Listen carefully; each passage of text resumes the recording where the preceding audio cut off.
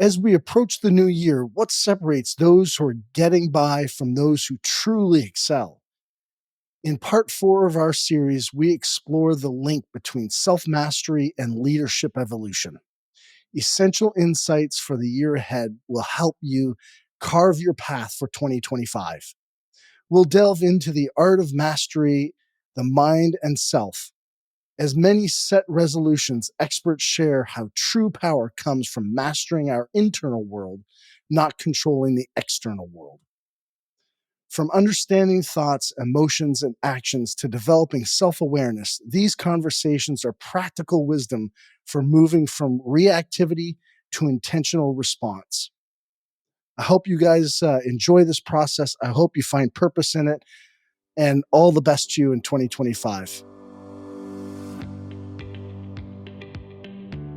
Self-mastery is really the answer to everything. Because why do you do what you do? That's the real question we have to know and understand. Well, let's start here. There are 3 prerequisites people need in order to change anything. The first one is self-awareness. And self-awareness does not get enough love, I would say, because you don't know what you don't know. And we've all met somebody that is just going through life thinking one thing and everyone around is like, hey, no one's saying anything to them. I'm the friend that tells them and they usually get pissed, but now they expect it at this point. But my friends are very self-aware, so I don't usually have to do it. But sometimes I meet somebody and I have to tell them like, hey, I know you have good intentions, but did you notice this? And this could be called mindfulness. Ellen Langer from Harvard, she started at Yale. She's one of the legendary pioneer of mind-body research.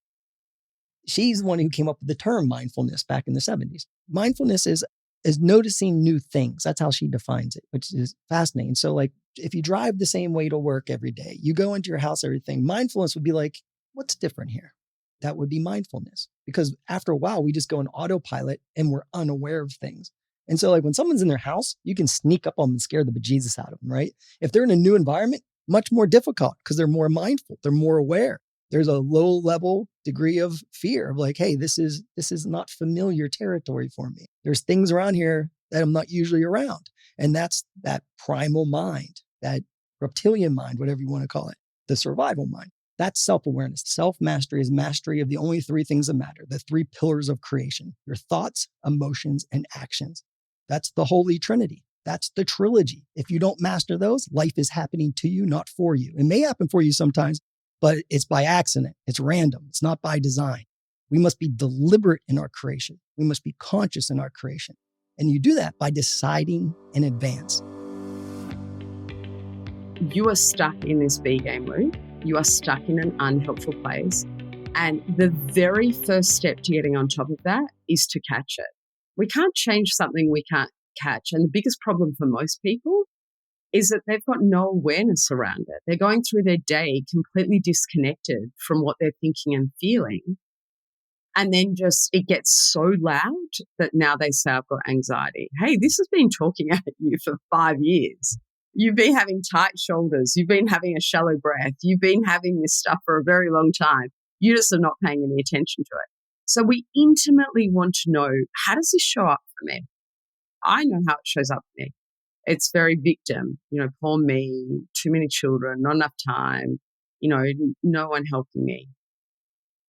It shows up for me that me narrating situations that haven't yet happened. I go on a dog walk and I'm talking through this conversation. I'm going to say this and they're saying that.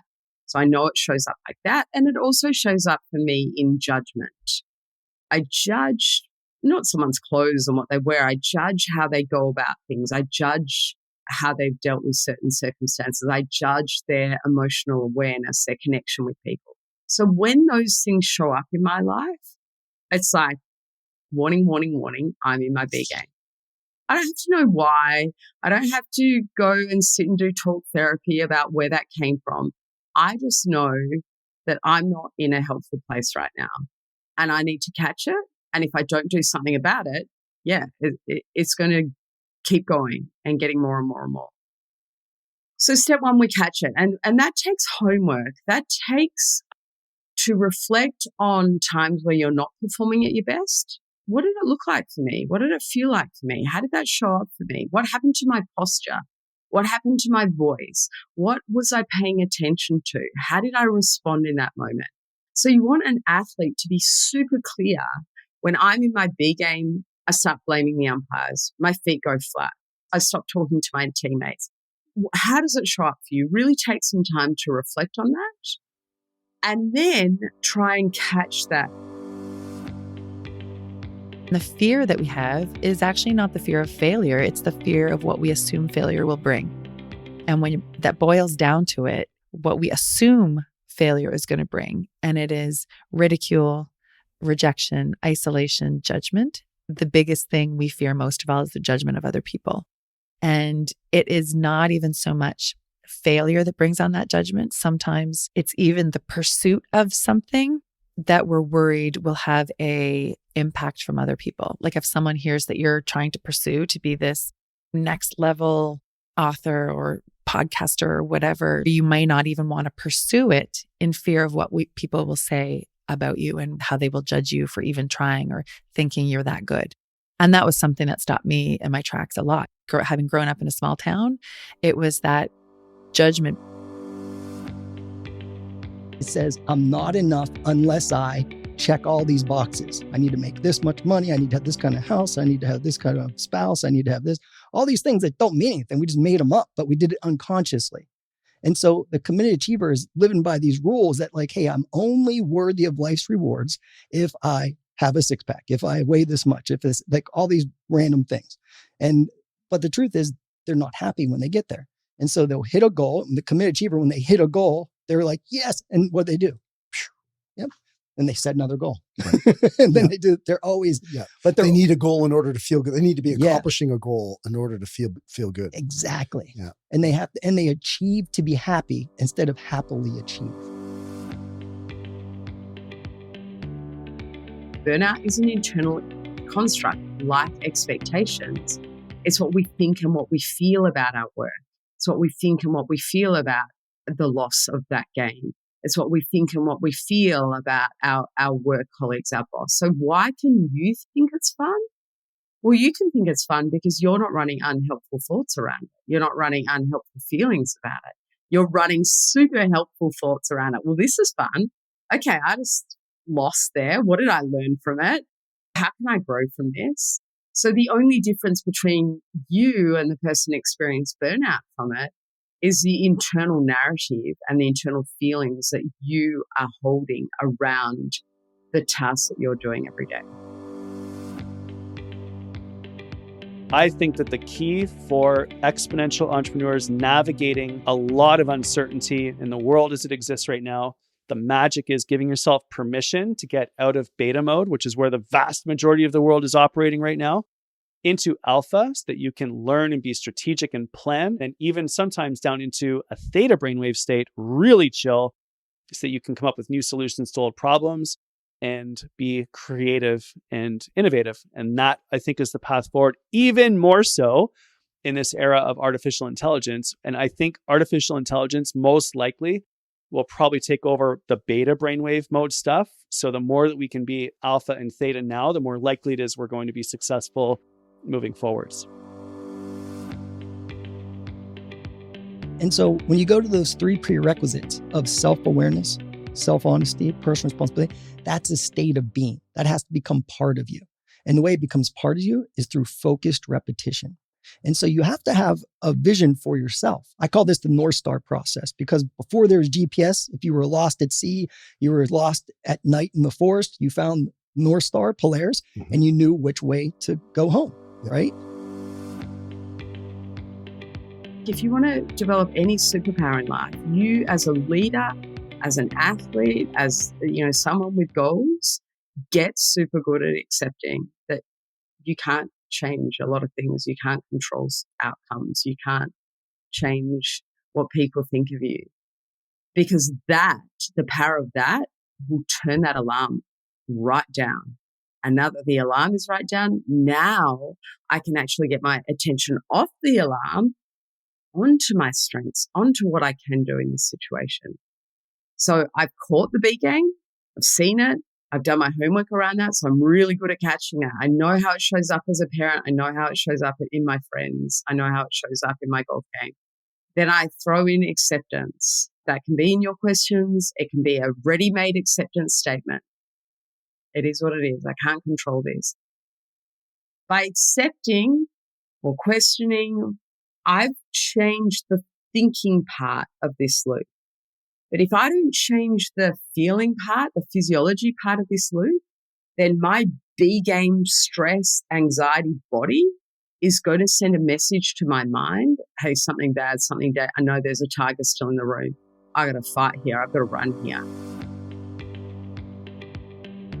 Sport just teaches so many really good life skills that I was able to take into my life. The skills that you take from sport can be adapted really well to any situation. I mean, you're basically putting yourself in a stressful situation, and then how do you react? And then it's just all the work and preparation that goes into it. I think it's served me really well. Like I felt like I've grown as a person, still trying to grow as a person, but it certainly helped me in my other parts of my life. That maybe at my first thought of, oh, I wanted to play sports. Like, am I going to learn these skills? That was probably not why I jumped into sport, but it was a great byproduct of it. It is challenging yourself, setting that goal not as a binary outcome. So instead of it being a binary outcome where you've either succeeded or you've failed, that's literally your two options. You either achieve your goal or you don't. Instead of doing that, because if a goal is so big, like if you want to be the number one podcaster on the planet, that's awesome. That's great. So for someone starting out, they might be like, that's never going to happen. So when they look at that as a goal, the likelihood of them achieving that is probably not so high. So they're less likely to pursue it. Whereas if they set a goal as a spectrum and they look at that saying, yeah, well, that might be, it's probably unlikely. I just sure as hell want to see how close I can get. You've kind of gamified it.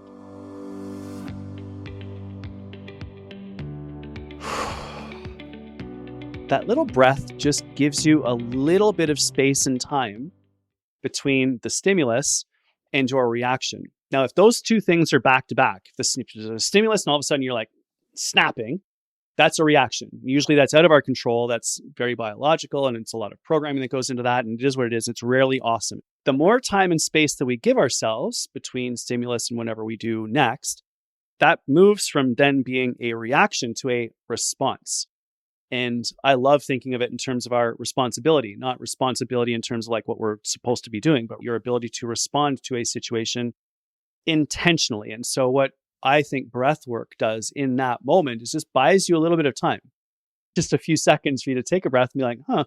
And it's actually a chance for you to be contemplative, for you to think, for you to be like, what is it that I actually want to do next? You can have anything, but you can't have everything. And you have to decide, what are you willing to give up in order to grow?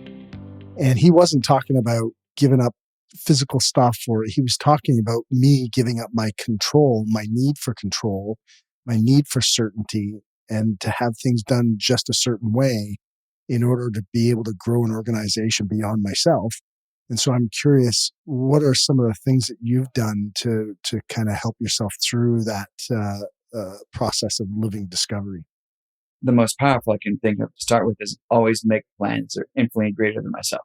Because if it's something that can be done within the capabilities that I have, then or the team that I have, then it doesn't require me to stretch. So I love picking huge goals that are far beyond anything I could do, because that forces me into, there's this tiny part that I can do, and there's this huge component that I have to hope for that space for grace where something will unfold itself that will allow it to occur. And that usually means, okay, how do I now say no versus not yet? It's one of my huge ones. We have not yet accomplished this. So who else do we need in the room? What didn't we think of? What needs to be created new that's never been done before? So then it drives better questions. If you have positional authority, you have to listen even harder to get the feedback, because it's much riskier for people to give it to you. So true. Which is why, we work with CEOs, we work with high impact leaders, we work with physicians, we work with people who are, we call them peerless. They don't have people who will tell them the truth without the risk of getting fired. And if you happen to be one of those people, my God, get a coach. or a mentor or join a board or something, because you need somebody who's not going to get fired to tell you the truth. Resilience is all about recovery. That's a real common element for super top performers is, hey, perseverance, you might not need to dial it down, but you might need to dial up your resilience. You might need to say to yourself, okay, stop for a second, take a wrap off, take time to recover, because you will burn out eventually. And that's something you have to take a look at as well. So for me, the coaching has always been, let's look at the attributes. Let's see how it's lining up with your specific niche and goal in life. And let's see if there's some development needed or some tapering off needed, and go from there. If you mismanage your money, it will leave you. If you mismanage your relationship, it will leave you. If you mismanage your health, it will leave you. And so you have to understand that if you do A, there's always a second order consequence, and there will be a cost to it. The exercise of going deeper, if you don't do it with yourself, you will not do it with other people. That's my experience. 100%. You don't know how. Yeah. You don't know how. If you haven't gone deep with yourself, you don't know how to go deep with other people. Because if you think about it, Dwayne, in order to go deep with yourself, what do you have to do? You have to ask hard questions, which means you have to think of hard questions to ask. It's the only way to go deeper, is to just ask yourself harder and harder questions and be able to be honest in your answers about those. At its simplest level is to be able to project your organization forward in time. And what do you want it to look like 5, 10, 15 years down the road?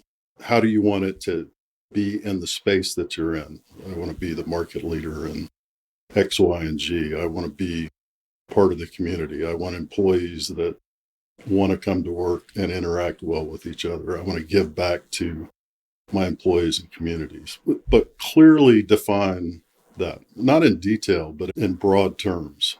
Next step is, what's the strategy to get there? And I think a strategy is ends, ways, and means. If you can define the end, then there's multiple ways to get to that, and then you've got to resource it. I'm a big believer, as you lay out the strategy, as you build the processes to kind of keep yourself accountable through the journey, that builds the culture that you really want in the organization. Vulnerability, at least in the SEALs and in any high-performing team, is I'm going to wear my strengths and my weaknesses on my sleeve so everybody sees it. Everybody sees exactly what I'm strong at and exactly what I'm weak at. So we know how to mesh like a zipper, all right? That's what that is. You start talking about this to teams in any organization, like, okay, this is what we want. How do we do that? We start being vulnerable with each other. We start understanding each other's strengths and weaknesses. We start understanding each other's attributes, and you start to get this real desire and motivation for people to say, okay, I'm ready to put it out there. I'm ready to be this way because this is what I want. This is how I want the team to behave. So that's what I found with business teams. It's not much different than SEAL teams. Certainly the job's different, but dynamic subordination can occur in any team. You just have to understand the vulnerability and the humility and the 360 feedback loop. Arrogance will destroy it. I think business-wise, my 20 years with a brand that grew as much and as fast as it did, it was like getting an MBA. It was like going to school, the amount that I learned about business. I was never a sales guy. I was never a marketing guy, not a finance guy. I would consider myself more of an operator. I like spending the time aligning all those pipes cross-functionally and making sure that everything was well connected, that there weren't silos within the business. I understand marketing, I understand brand, but I'm not a classically trained marketer. I understand sales and managing relationships, and I can manage a P&L. But again, I'm not an expert in any of those areas. It was more about that sports analogy. It was about crafting the right team and then just making sure you had the right people on the ice or on the field at the right time in order to complete what it was that you were trying to do. And I think that's probably the biggest thing that I think evolved in my time at Under Armour. You're trying to protect your team. She said, well, that's what good leaders do. I said, not if they're putting them ahead of the mission. I said, are you more dedicated to your team or are you more dedicated to the mission? If the answer is your team, you got your priorities wrong. Because as a leader, your job is to support the mission and evaluate your team and make sure they're supporting the mission and now support your team. And that dawned on her too. She was like, you're absolutely right. That's exactly what I'm doing. I did not realize that. You know, the other side of that is that it is a possibility that as the owner of the business, you have not expressly clarified what the mission is, or coached it, or trained it, or reinforced it over time. or are not filtering back and forth to it on a consistent basis, so that people start to lose sight of what the mission is. If they don't know what the mission is, their team will become the mission. Yes. And inside every company, there's multiple teams, right? So it becomes sales versus marketing, accounting versus billing versus the accounting, and that's a fun rivalry as long as it's fun. But when it becomes not fun and they start putting themselves above the ambition of the entire organization, then it's your job to restate the mission in terms that everybody understands, and so everybody can get on board and supporting the mission. Yeah. Nothing happens until the unspoken gets spoken. And you have to be willing to say what needs to be said, or it will just, you cannot lead. Because what separates the leaders from their people is their ability and willingness to do that. It's so true. And I do think there's a degree of, if you don't say what needs to be said, you have to question whether you care about that other person, because they'll never grow if you don't. And leaders go first. So you've got to be able to put yourself out there in a position where, you care enough to have a hard conversation. 100%. Those are 6 or 7 things. I got vision, mentors, education, find a room that don't be the biggest fish in the pond. Work on you. Be prepared to work on you. Be good with people. One of the advantages of the SEAL team is that there is no need to motivate. There's no need. I mean, your biggest job is making space for guys to actually do what they need to do as an officer, at least. It's to give them the opportunity to make the space, clear the road so they can do what they do. And then in some cases, reel them in a little bit, because they are going to go, right? And so I had an advantage that way. Those two jobs present challenges as well. But from a coaching standpoint, I never needed our coaching was so 360 and instantaneous, right? We were just always giving each other feedback on everything. The routine was that it was instant. That was a habit that was formed just through, A, through buds, because it's just that's the environment. And B, I think because of the environment, you're in a world where the environment itself, if you're not checking yourself and giving yourself feedback on the environment will kill you. If we're running those forums correctly, this is not a meeting where you're providing me information to make a decision. It's a forum where we are giving the information to the right people to make the right decisions at their level. Done correctly, you gain tremendous amounts of time through that. You cut down on all these multiple subset meetings and emails and requests and information papers and all that kind of stuff, because you just get to it in the forum and move on. But it has to be, very disciplined, have an agenda. The beauty of summer camp is it's the last bastion of hope for young people. And I mean that sincerely. And I have a lot of camp friends who worked really hard to open camps and run camps, and it's not always easy, especially in the pandemic. We lost so much, as so many people did. A camp allows a kid to be independent, to be disconnected, to be problem solvers, learn their self-esteem and create. Resilience is not gifted to you. Resilience is built. You can't buy resilience. There's no app for resilience. You have to build it. And because we don't allow our kids those silent moments, and those silent moments are allowing your kids to learn rather than the parents avoid or fix. In those moments of silence, which means just allowing your kids to learn, that's where resilience is built. That's where grit comes from. That's where creativity is grown. They became the best teams because of the way they connected and understood each other's strengths and were prepared to learn from each other, where everybody was humbled and everybody grew together. Why would a sales team be any different? It's going to sound like this is easy, but it's not. It's a process. The key to that is understanding that running a painting business has absolutely nothing to do with painting. Nothing. Not a thing. Running a painting business has to do with acquiring customers and marketing and finance and HR and legal and hiring painters who paint. And the set of skills besides painting is the same set of skills that every business needs to have, regardless of what their widget is that they sell. Whether it's medicine or painting or plumbing or cooking or restaurants or whatever it is. And so if you're unable, unwilling, to adopt a new skill set, then you remain the painter. And you either have to just be good with that or hire somebody to do the skill set you're unwilling to learn. I think that's the hard transition. Certainly was for me to change that thinking. Because I'm a good doctor, I'm going to be a good business guy. Not realizing that building and growing medical clinics has absolutely nothing to do with seeing patients. That's the product we're selling. But the growth of the company and the things that have to happen in order to make all that happen don't have anything to do with that.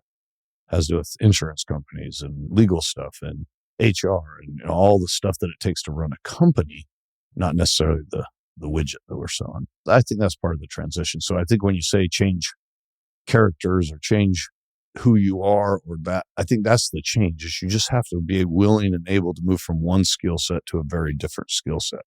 And acquiring that skill set takes time. Learn to love what you do. If you learn to love what you do, I think that's more important than going trying to figure out how to do what you love. So instead of going and out and trying to do what you love, learn to love what it is you're doing. Dwayne, tell me your biggest passion on earth. Dwayne would not say coffee, but you've learned to love that industry because in order to build something, you have to learn to love what you're doing. Yep. Back to the team thing. So once you know what your employees' disc profiles are and what are they driven by and motivated by, this is a really important piece in managing them. If you're only using it to, like, say, recruit them to have an interview, to be able to have a chat with them, that's great. That's definitely an asset. But if you just leave it there, you will miss out on how do you manage them according to their style? How do you motivate them? We're not all motivated by the same thing. And it may shock a lot of people, especially high Ds. It shocks them to no end if I say to them, well, this person is an SC, so they are not motivated by those tangible goals that you're giving them. You're saying, oh, there's going to be a bonus, there's going to be whatever. They're like, yeah, who doesn't want that? I'm like, I agree. Who doesn't want it? But that's not their prime motivator. Their prime motivator is to feel seen, to feel like they're contributing something to this team. So if you just slightly shift your language, if you focus on this, you have now built a stronger connection. And guess what? That team member is going to respond in kind. And now you have them on side. And now the two of you are going to be able to take your relationship to a newer level, and you're both going to achieve more. That's really the motivating managing piece of DISC. If you don't take the time to think about the really important things of where your business is going and the important things of what needs to be done, you'll just do day to day. It's the exact same analogy. It's the before 10 o'clock conversation, right? It's the exact same analogy. You have to create a routine where once a quarter, once a month, once every 6 months, just whatever, you've got a group that you go to, or you got a habit that you do, and you take a day that you go off and do whatever. You've got to create vision, and you've got to create plans and strategies and ideas, and you can't be doing your day-to-day operations and get that done. He's like, well, that must be nice. I'm humping. I got stuff to do. I'm grinding every day. There's no way I can take 2 days off and go think about my business. I'm like, that's why you're grinding, bro. The thing that's going to stop you from grinding is take some time and think about what you'd like this to look like. And I've been telling him this for 20 years, by the way. He's still grinding every single day. He's still there at 5 a.m., goes home at 8 p.m. every single day. Still grinding. He does a great job. Got a great business. Yeah, but he's grinding every day. I don't think he's had a day off for 20 years. There is no such thing as your business. There's only you. Become a better you and you'll have a better business. That's true in your life. It's true in my life. So everything we're talking about is probably the most important thing you could do in your business. You become a better you. And your business becomes a better business. If you want a better business, become a better you. I just want people to have genuinely a shot at having a better, more improved, more elevated life in all areas, whether it's health, mindset, business, relationships, intimate, all that stuff. To me, it's so, so important. And that's what this podcast is really all about. We're wishing you a wonderful holiday season with your family and loved ones. From all of us at Business of Doing Business podcast and me personally, all the blessings to you guys, and thanks for listening and sharing with us throughout the year.